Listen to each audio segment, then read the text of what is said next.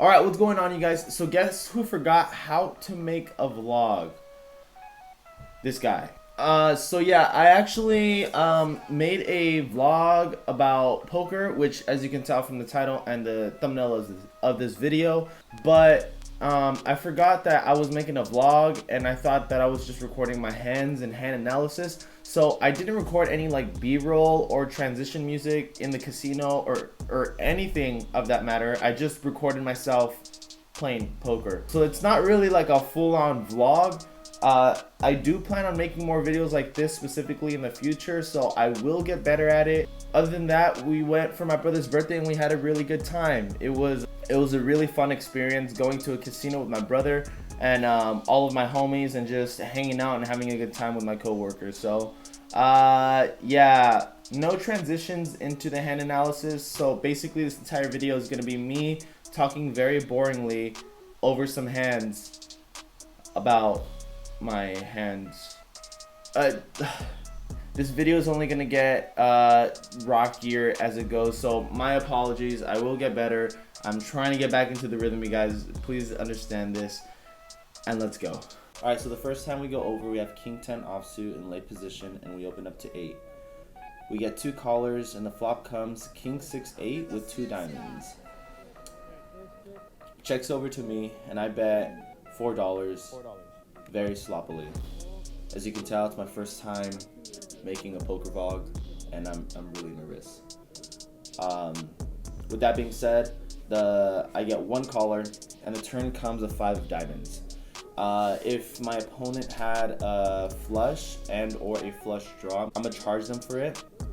So when it checks over to me, I bet 12, and it gets the job done.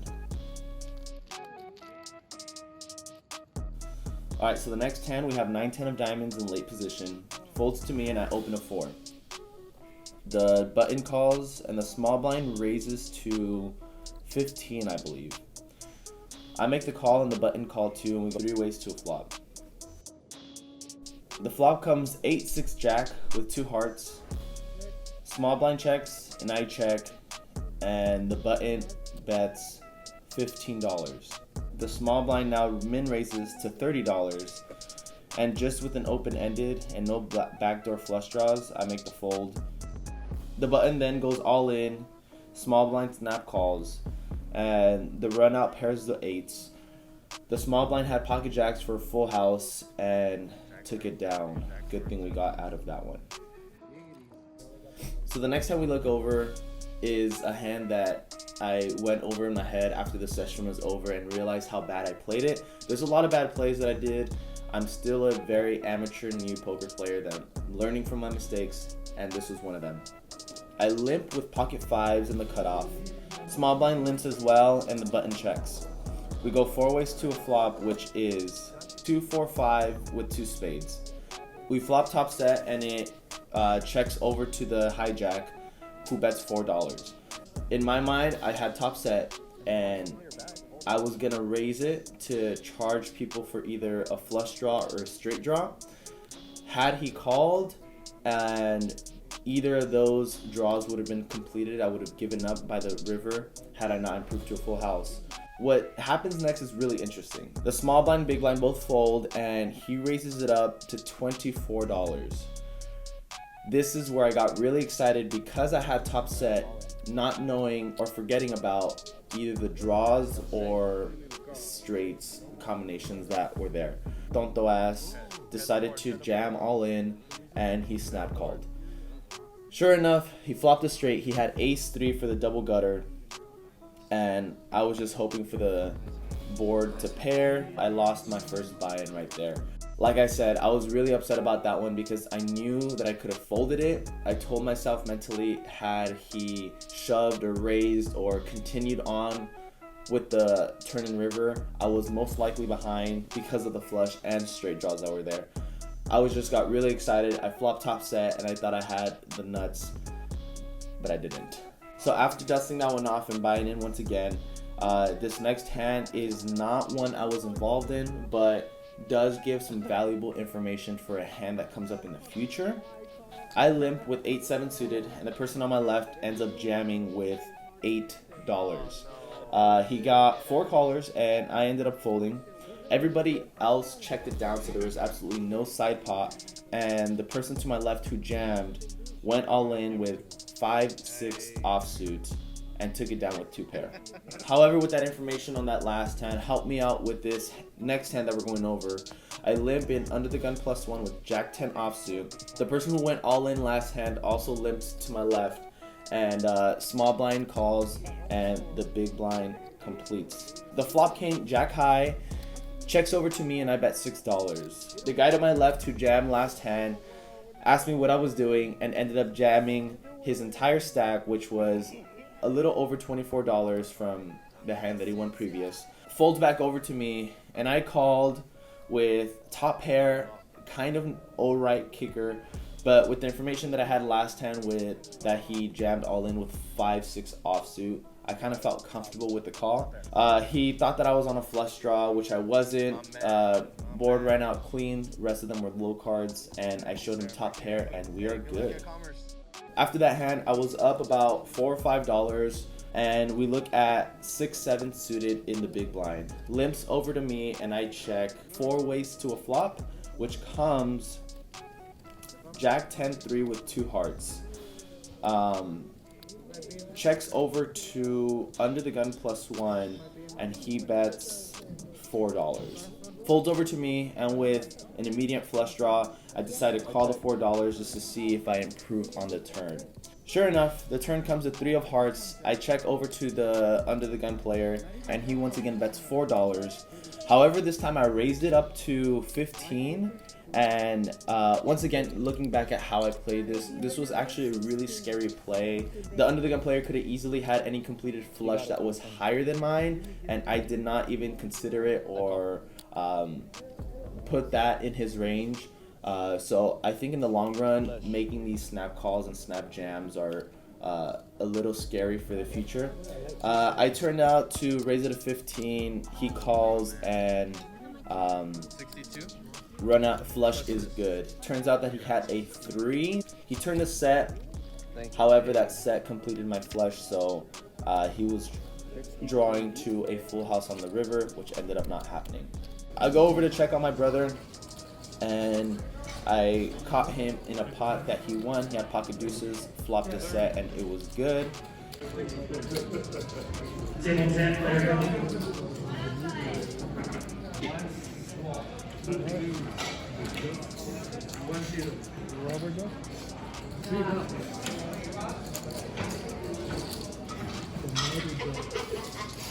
Oh, brother. And I went over with Dong, who was also tilted, goes all in with pocket tens, and there was a side pot and everything, so there was a lot more action that be found after he went all in. However, his tens are good, and I think he tripled. I got 7 piece right now. I was just gonna call 2 chips, but I didn't.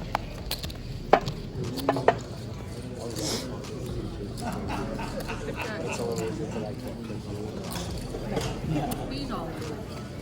not even a good thing. Jackpot. 9. You get the side, he gets the main, okay? That's yours. My man. And on top of all that, after walking around and taking a little break, I come back to see a jackpot completed.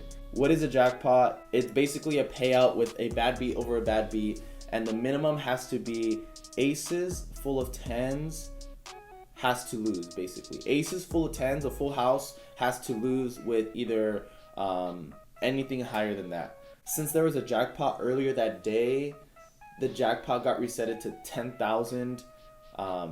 If no one hits jackpot, which is completely rare, every single day it increments in days. But it reset back to 10,000. The payout goes, the loser gets 50%, the winner gets 25%, and everyone else on the table gets to split the rest of that 25%. So if you're sitting at that table, don't even get involved in the hand. You could still possibly win some money with the players who get jackpot. Anyways, these players got jackpot. There was quad aces versus aces full of jacks, and there was a big payout. There was a lot of commotion going around, and sure enough, there was a jackpot that night. It was really cool to see, and this goes into what happens in the future. However, dusting that whole jackpot situation away, we look into the next hand and we pick up King Jack offsuit in the cutoff. I bump it up to $12 and I get callers from the small blind, under the gun +1, and middle position players. So we go 4 ways to a flop, which is jack high. Checks over to me and I bet $25 with top pair. Small blind ends up jamming and the other 2 people fold. I snap call and he says that he has a pair of 10s. Run out is clean and the top pair of jacks is good.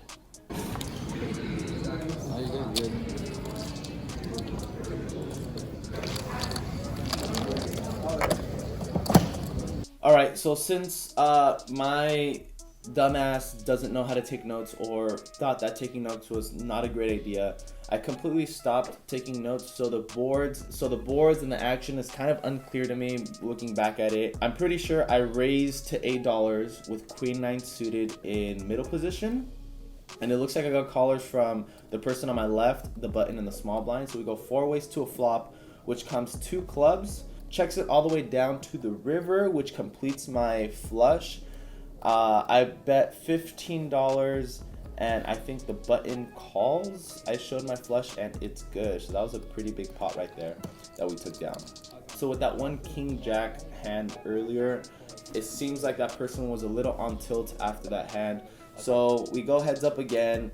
I have King Queen and I raise it up to 8, I believe. He ends up jamming with Ace Jack, so it's a coin flip to the board. I snap call and the run out came out King High, so we take it down with top pair and eliminate him out of here. Now the next hand is a very, very exciting and very terrible run out hand. I have pocket 10s and I open up to 8 once again on the button, I believe. The flop has 2 aces. Like I said, I don't remember what the third card is because I'm really bad at taking notes. But the flop comes 2 aces and everyone gets really excited because there's a possible jackpot number 3 for the day coming up. Hijack checks to me and I check it back, kind of asking him if he has an ace. Little do you know, the turn comes another ace, so I fill up aces full of 10s, which is the minimum hand. I literally just have to lose this hand for everyone on the table to get paid out with the jackpot. I check it back. I check it back.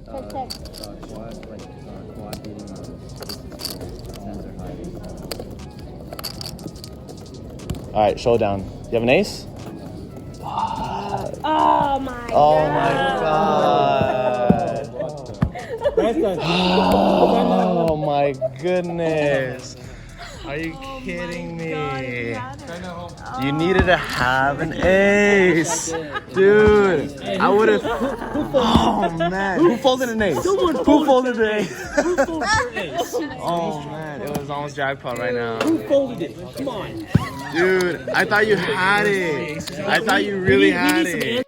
I missed out on $5,000 right there. Damn. So, after being tilted, after the end of the night closing down, and I end up playing pocket aces the worst way you possibly can. Where I have pocket aces, I raise it to 8 per usual, and only the button calls. Flop comes 9, 10, 7 rainbow. I'm pretty sure I'm good most of the time. I put him on either 2 overs, maybe a pair of 10s. He checks it to me and I check it back just for pot control and hoping to trap him on later streets. Turn comes a jack of hearts. He checks it to me and I bet $4 just to deny any 1 pair combinations, or hoping to trap any 1 pair combinations to get any street of value. He makes the call and the river comes another jack, the jack of clubs. He checks it to me and I bet $8. Once again, I could have totally gotten away from it because I mentally told myself if he calls or if he jams, he is bluffing 0% of the time. And yeah, sure enough, that's what he does. I bet $8 and he jams all in for 23 or 24 effective. I had to pay him off. I don't know why, I just had to call. So I ended up calling. That took kind of a big stack out of my my stack. So good job, man. Way to have trip jacks on Now, after being tilted after that hand, this is the last hand we're gonna go over. I pick up pocket eights, and this is a very interesting situation because I have pocket eights in the big blind. Under the gun +1 jams all in for 60 something, I believe. The hijack ends up calling, and the cutoff folds his cards but accidentally turns them over, and he turns over 10-8 offsuit, which is one of my 4 outs that I'm basically looking for if I were to call. And because he accidentally flipped them over, it encouraged me to fold since I was not likely to hit my set on the board. Button folds, and I show my hand to the cutoff player, and I ended up folding. Board runs out queen, a bunch of low cards, and under the gun +1 who went all in shows ace jack offsuit, and the hijack shows ace king offsuit. Ace king wins with ace high, and I would have taken a really big pot 3-way all in with pocket eights. I ended up folding because of that situation, but after that hand and being on tilt and knowing that I would have won the hand had I just called, I ended up packing up all my stuff and bouncing for the night. So yeah, you guys, that's basically it. We had a really fun time for my brother's birthday, and that's how we ended our night. I went in for $110, $120, and I cashed out $230, I believe. So I made a little over $100 that night. It was a really good time. I'm learning a lot from my mistakes. I'm hoping to make more videos like this in the future. Please let me know if you do like them so I can. But yeah, that's basically everything for today, you guys. Let me know in the comments below if you guys want to see anything specific in the future, and if not, then go ahead and just hit that like button. It will help me a ton.